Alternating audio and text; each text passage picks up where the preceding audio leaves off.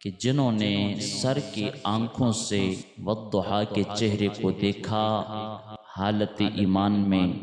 اور پھر اسی ایمان اور اسلام کی حالت میں دنیا سے پرواز کر گئے، اسے صحابی کہا جاتا ہے۔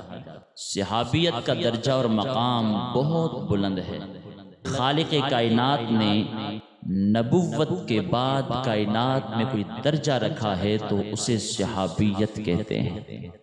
کہ مقام نبوت کے بعد جس جیسا کوئی مقام اور مرتبہ نہ ہو اسے صحابیت کہتے ہیں۔ اور اسی جملے سے صحابہ کرام کی عزت، آبرو، مقام، مرتبہ، رفعت شان اور عظمت کا اندازہ لگایا جا سکتا ہے کہ جن کو رب نے چنا اور اپنے محبوب کریم رؤوف الرحیم صلی اللہ تعالی علیہ وسلم کی وفاداری کے لیے، حضور پر جانثاری کے لیے، حضور کی خدمت گاری کے لیے اور حضور سے وفاداری کے لیے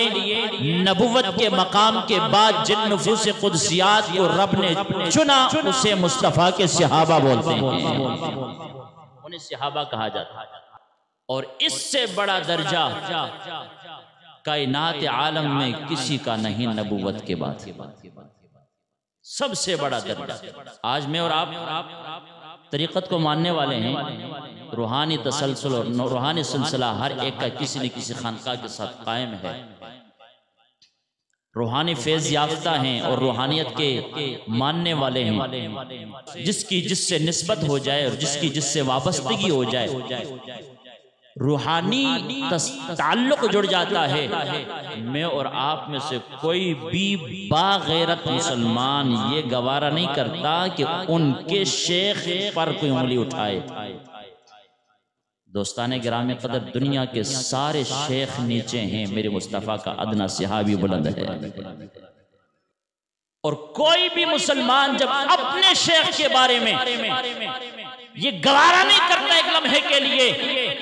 کہ اس پر بے جا انگلی اٹھائی جائے،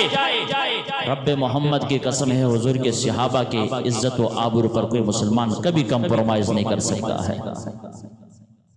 اور یہی اصل غیرت ایمانی ہے، یہی جذبہ ایمان ہے، یہی جذبہ اسلام ہے،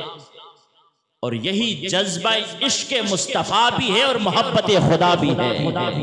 اس لیے کہ حضور کے صحابہ حضور کے چنیدہ نہیں، حضور کے صحابہ حضور کے خدا کے چنیدہ ہیں۔ اور حضور علیہ السلام کے صحابہ کرام نے ہر آن، ہر گھڑی، ہر لمحہ، شب و روز کے مراحل میں میرے مصطفیٰ کریم علیہ السلام کے ذات کے ساتھ اپنے ضمیر کے کروڑویں حصے میں بھی حضور سے بے وفائی کا صحابہ سوچ بھی نہیں سکتے، سب کچھ قربان کرنے کے لیے تیار ہے۔